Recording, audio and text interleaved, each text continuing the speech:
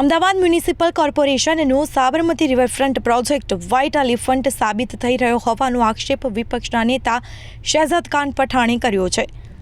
તેમણે જણાવ્યું હતું કે એક બાજુએ અમદાવાદને સ્વચ્છ શહેરનો એવોર્ડ મળ્યો હોવાનો ઢંઢેરો તંત્ર પીટી રહ્યો છે, તો બીજી બાજુએ રિવરફ્રન્ટ ઉપર શૌચાલયો ગંદકીથી ભરેલા છે।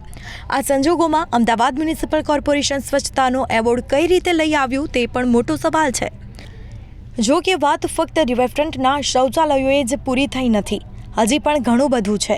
રિવરફ્રન્ટને લગતા દરેક પ્રોજેક્ટનું 12 મરણ થયું હોવાનો તેમણે દાવો કર્યો। પછી આ પ્રોજેક્ટ ઝીપ લાઇનનો હોય, સી પ્લેનનો હોય કે પછી helicopter ride, kayaking, river cruise, floating restaurant, આમાંથી કોઈને પણ સફળતા મળી નથી। કોઈ પણ પ્રોજેક્ટ શરૂ થાય તો તેનો શક્યતાદર્શી અહેવાલ તૈયાર કરવામાં આવે છે અને તે ટકાઉ છે કે નહીં તે પણ ચકાસવામાં આવે છે। સાબરમતી રિવરફ્રન્ટ કંપનીએ આટલા બધા પ્રોજેક્ટ શરૂ કર્યા, તેમાંથી કોઈ પણ સફળ થયો નથી। શું તેઓ કોઈ પણ પ્રકારનો અભ્યાસ કરતા જ નથી? કોઈ એકાદી યોજના નિષ્ફળ જાય તો સમજી શકાય, પરંતુ આટલા બધા પ્રોજેક્ટમાંથી એક પણ ચાલ્યો નહીં। શું આ બધા પ્રોજેક્ટ એવા તો કયા મુહૂર્તમાં કર્યા હતા કે એક પણ ચાલ્યા જ નહીં?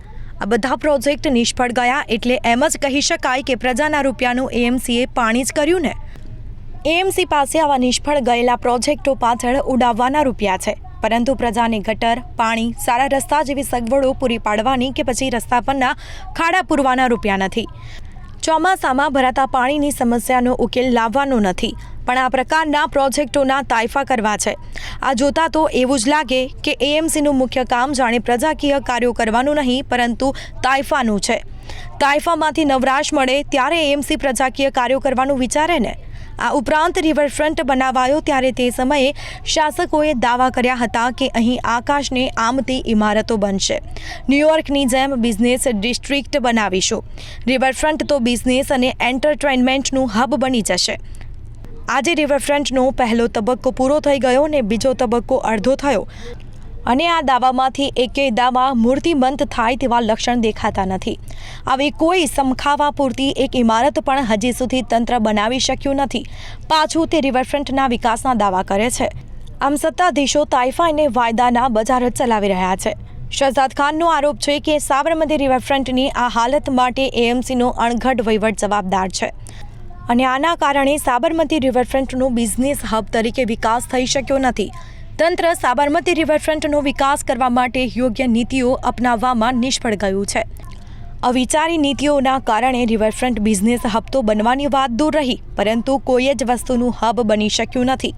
કશું ન કરે તો કમસે કમ ખાણીપીણીના સ્ટોલ માટે પણ અમુક વિસ્તારો ભાડે આપીને કોર્પોરેશન કમાણી કરી શક્યું હોત, પણ અહીં તો જાણે તંત્ર એકદમ લાપરવાહ અને બેદરકાર થઈ ગયું છે તેવા ક્યાંક દ્રશ્યો જોવા મળ્યા, અને તેને જાણે કશાની પડી જ નથી।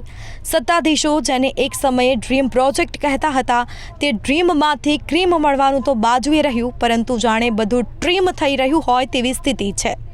સત્તાધીશોની અણઆવડત અને બૌદ્ધિક નાદારીનો નમૂનો હોય તો તે સાબરમતી રિવરફ્રન્ટ પ્રોજેક્ટ છે। સામાન્ય રીતે આટલા સમયમાં કોઈ નાનો રિયલ્ટી બિઝનેસમેન લાખો કરોડો રૂપિયા રડી લેતો હોત, ત્યારે શાસક પક્ષ આટલા સમયમાં હજી સુધી રિવરફ્રન્ટ પ્રોજેક્ટને નફાકારક તો જવા દો, પરંતુ ખર્ચ કાઢી શકાય તેટલો પણ બનાવી શક્યા નથી। ખરેખર તો બંને બાજુએ 5-5 કિલોમીટર રિવરફ્રન્ટ બન્યો, તેનો એટલો વિકાસ થવો જોઈએ કે તેના બીજા તબક્કાનો ખર્ચો તેમાંથી નીકળી જાય, પરંતુ અહીં તો બીજા તબક્કાના ખર્ચાને કાઢવાની વાત તો બાજુએ રહી। હાલમાં આ રિવરફ્રન્ટ જેટલો છે તેની જાળવણી કરવાના પણ તંત્રને ફાંફા છે। રિવરફ્રન્ટ ઉપર ગંદકી, શૌચાલયો પણ ગંદા, તે બાબતે શાસકોને દાનંત પુરવાર કરે છે। તંત્રના જેવા ઈરાદા છે તેવી જ રિવરફ્રન્ટની સ્થિતિને હોવાના આક્ષેપ શહેજાદ પઠાણે કર્યો છે।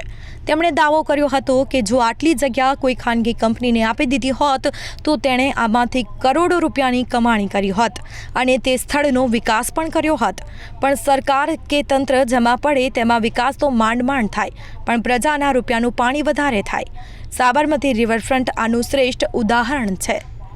વિપક્ષના આરોપોની સનસનાટીનો જવાબ આપવા એએમસીની સ્ટેન્ડિંગ કમિટીના ચેરમેન દેવાંગ દાણી મેદાને ઉતર્યા, અને તેમણે જણાવ્યું કે વિપક્ષનો મુખ્ય આરોપ રિવરફ્રન્ટ ઉપર શૌચાલયનો સફાઈનો હતો, તો તેના માટે તંત્રએ આદેશો જારી કરી દીધા છે।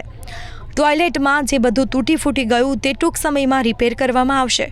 તેમણે જણાવ્યું હતું કે ઝીપલાઇન તથા હેલિકોપ્ટર સર્વિસનું બાળમરણ થયું હોય તેવું નથી, પણ તેને ટેકનિકલ કારણસર બંધ કરવામાં આવે છે, જ્યારે સાબરમતી ક્રૂઝ સર્વિસ હાલમાં ચાલુ છે.